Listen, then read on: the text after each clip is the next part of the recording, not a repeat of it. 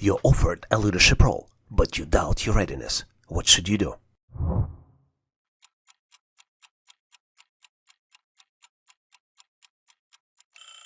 Now, you've got 4 options. Do you turn it down right away, push it off, pass it to someone else, or do you lean into the challenge and seek out a mentor who's been there before? Leadership isn't about knowing everything. It's about willing to grow, especially with support. The correct answer here is choice B, accept and seek mentorship. Your coworker keeps claiming credit for your shared work in meetings. What is the most effective next step?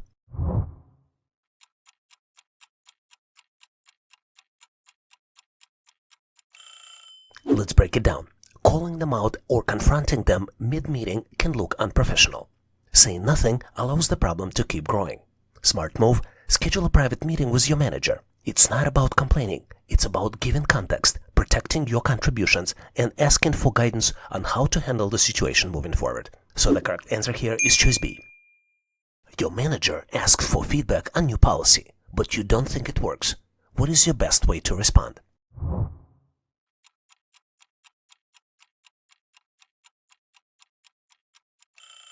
Let's look at your options. Saying it's great just to keep the peace, that's not helpful. Criticizing in front of the whole team, risky and unprofessional. Ignoring the request altogether, you miss the chance to influence change. The best move, share your honest thoughts privately and respectfully. It shows integrity, professionalism, and supports a healthy team culture. So the correct answer here is choice C. Your task depends on someone else's input, but they're behind. What should you do first?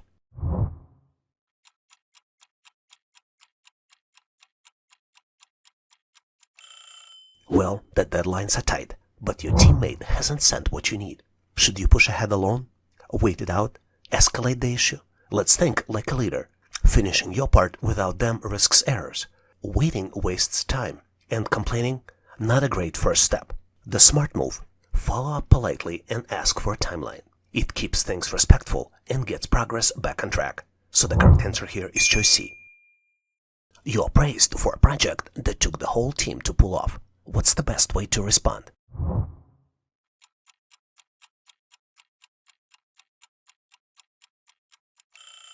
Option C sounds tempting, but taking all the credit might rub people the wrong way. Option B, being overly modest can make you seem unsure about your value. And pointing your manager alone, that skips over everyone who contributed. Your strongest move? Acknowledge the praise, then recognize the team. It shows maturity, builds trust, and makes you look like a real team player. So the correct answer here is choice A. You notice your manager treats a coworker unfairly. What's your wisest action?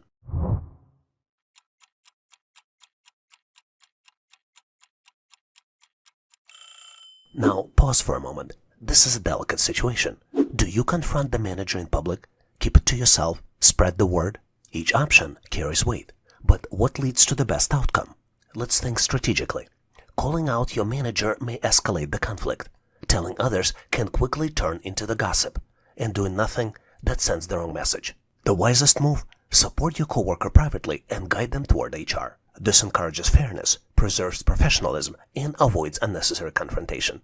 The correct answer here is choice B. The teammate is visibly upset, but they say they're fine. What is your best way to respond?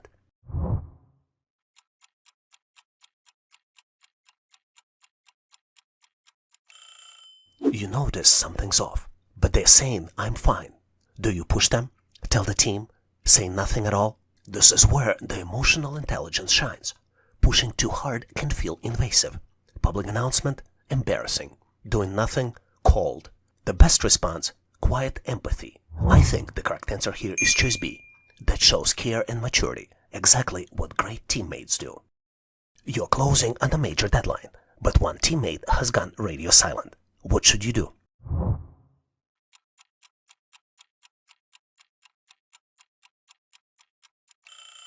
Let's break it down. Taking over their tasks? That's unsustainable and sets the wrong precedent. Escalating right away could damage the trust. Venting to others?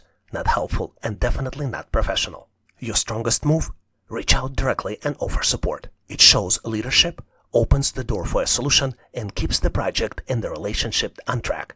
So the correct answer here is choice C. Your team agrees on the plan, but you see a big flaw. The meeting's ending fast. What should you do?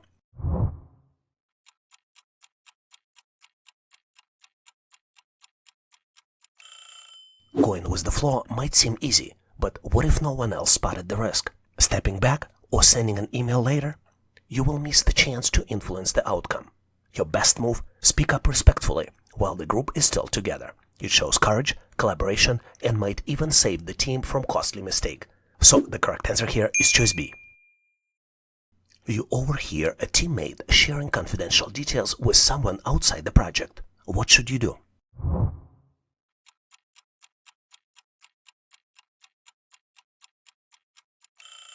Letting it go might seem easier, but what if it wasn't harmless? Calling them out publicly? That's risky and could embarrass them. Broadcasting a team-wide reminder? That could create unnecessary tension. Your smart move? Speak with them privately and ask if it was intentional. It's respectful, low drama, and gives them a chance to clarify or course correct. So final answer is choice C. Very frequently on the test, companies look at your customer service skills.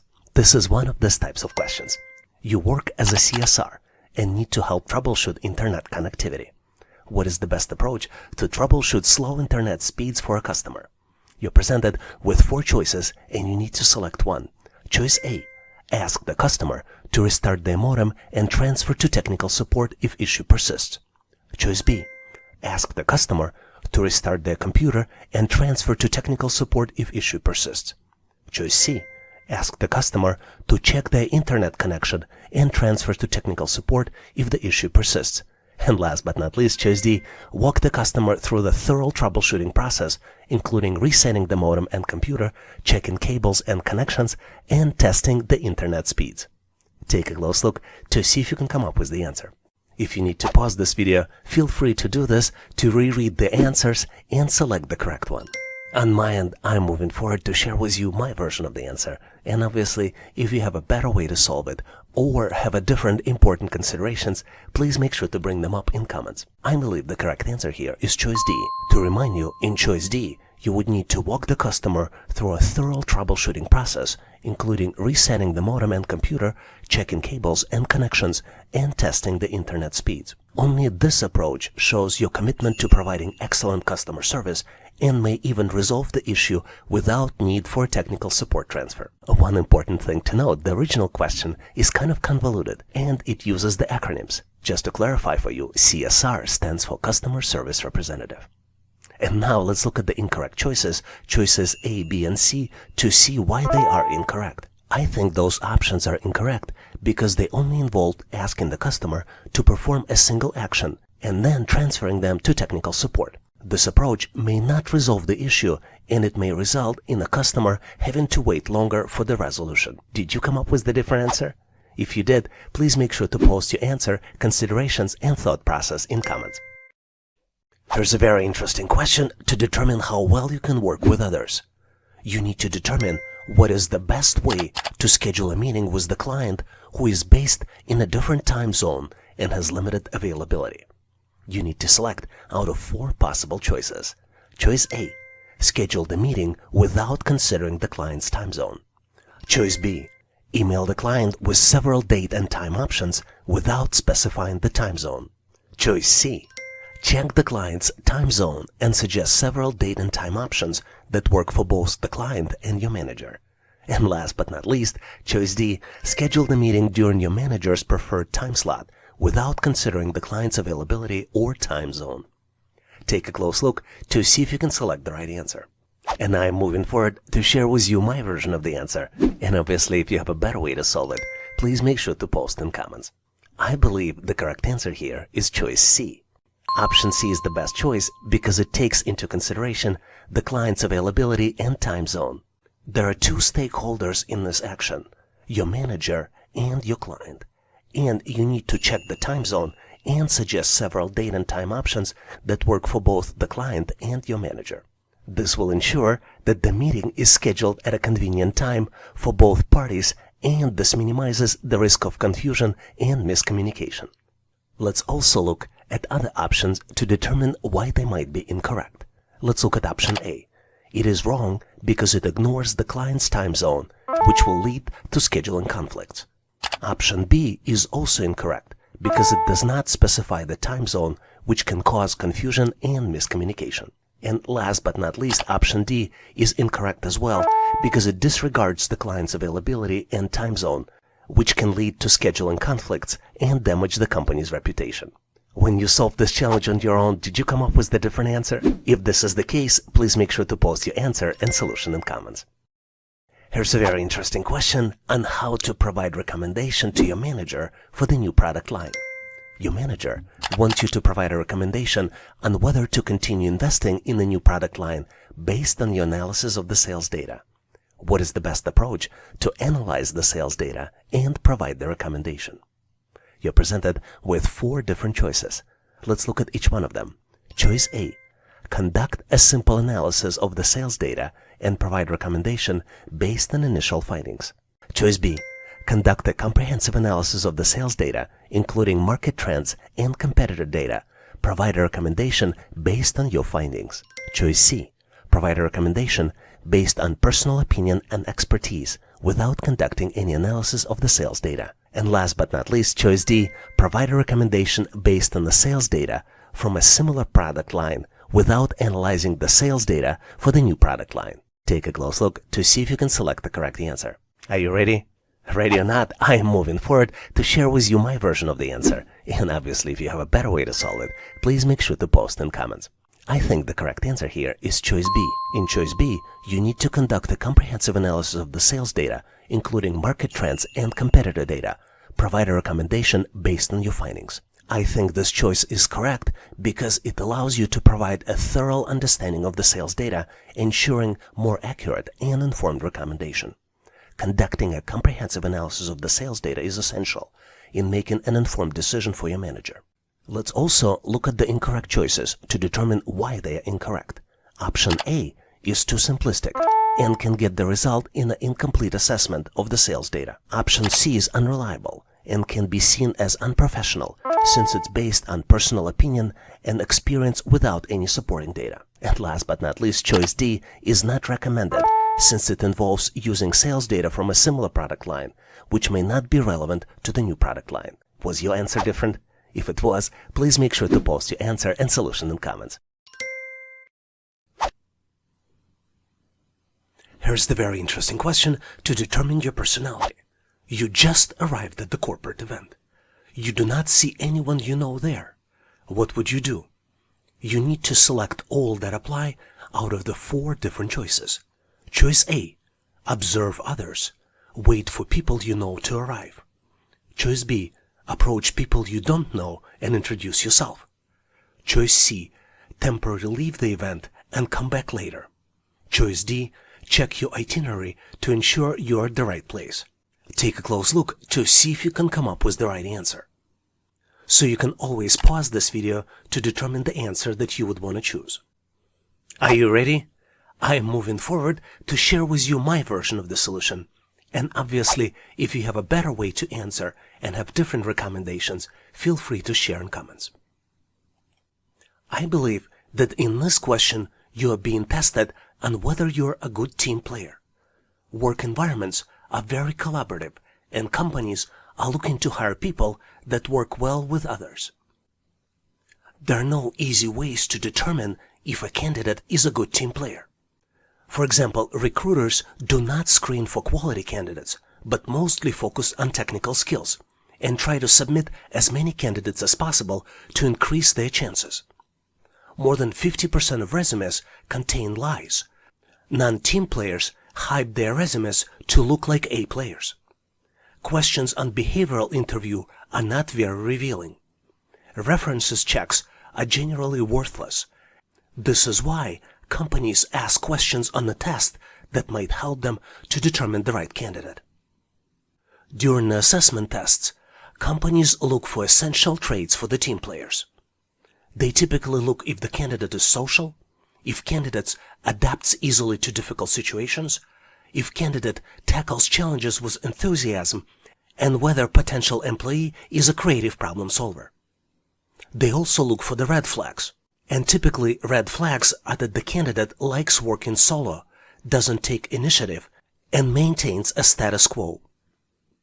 Obviously, with these types of questions, there is no right or wrong answer. But there is a least recommended answer which you can spot based on the red flags. Because red flags are that the candidate doesn't take initiative, afraid of unfamiliar situations, and passively maintains status quo, the choices to avoid might be choice A, observe others and wait for people you know to arrive, or choice C, temporarily leave the event and then come back later. Based on what we know, organizations are looking to hire people that are team players, that can introduce themselves and feel comfortable and confident in unfamiliar settings. One thing to keep in mind is that you always want to be honest and answer how you would behave. But you also need to understand that your behavior is unpredictable until you're actually in this particular situation. Are you sure you will never behave as the best version of yourself? Can you become intentional and be courageous even if you feel uncomfortable about the situation? Keep in mind that you can also change yourself and behave as a team player. Considering that team player traits are being social, being easily adaptable, and being creative problem solver, the most recommended answer here is choice B. Approach people you don't know and introduce yourself. Do you have a better version on how to answer this question? Please make sure to share in comments. Thanks for watching. I really appreciate you for helping us to become one of the largest YouTube channels to help people become smarter, increase your IQ, and to pass any test. If the content of this video was helpful, please make sure to click the like button to help YouTube algorithm promote this video and help other people to find it faster. Giving us a like is also a way for you to tell us that you need more content like this, and when you tell us, we will deliver it for you in the future. For links to free and premium resources, please check the description and comments of this video. You can also go directly to our website, howtoanalyzedata.net, to download the materials related to this topic. I really appreciate your endorsement, support, and patronage of this channel. And thank you for considering to become a member and considering to subscribe. Please leave feedback, suggestions, or corrections in comments. And all the best on your journey. I'll see you in my next video.